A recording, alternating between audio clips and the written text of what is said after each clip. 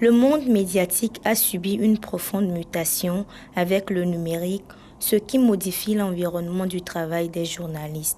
Un constat qui a amené l'Observatoire togolais des médias OTM à initier une série de formations à l'intention des professionnels de la presse afin de leur donner les outils nécessaires pour mieux évoluer dans ce nouvel environnement.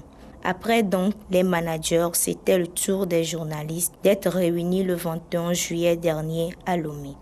La trentaine de professionnels des médias a été entretenue en l'occurrence sur le code de déontologie et l'éthique adossée aux opportunités qu'offre la digitalisation. Nous sommes en train d'organiser un atelier de sensibilisation à l'endroit des journalistes qui ont un certain nombre d'expériences un peu petites par rapport à l'exercice de la profession sur les tests légaux qui régissent notre profession, surtout la déontologie et puis également la charte de Munich qui concerne le journalisme. Donc il sera essentiellement question d'échanger sur ces tests-là et puis ensuite également aller vers le numérique. Vous savez qu'aujourd'hui, ça fait partie de l'actualité, il ne faudrait pas l'ignorer. Nous avons le malheur ou la malchance d'avoir un code qui pour l'instant ne prend pas en compte l'usage des réseaux sociaux par les journalistes. Et cela voudrait dire que c'est quand même un outil qui est très important qu'il faut utiliser. Mais dans son utilisation, comment faire de telle sorte à ne pas tomber dans les pièges de la loi et quelles sont les petites astuces qu'il faut connaître dans l'usage du numérique et ne pas tomber dans le piège qui est très béant d'ailleurs.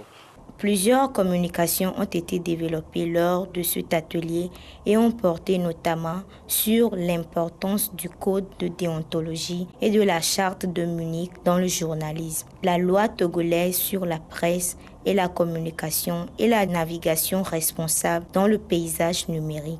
Des communications qui seront un outil puissant pour ces jeunes journalistes dans l'exercice de leur métier. C'est toujours dans une logique de permettre aux journalistes d'être mieux outillés.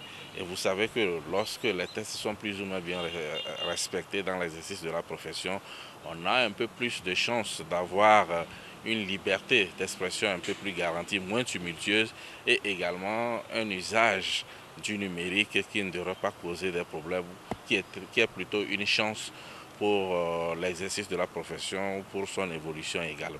Cette formation rentre dans le cadre d'un projet de 3 ans exécuté par l'OTM avec l'appui financier de l'Union européenne.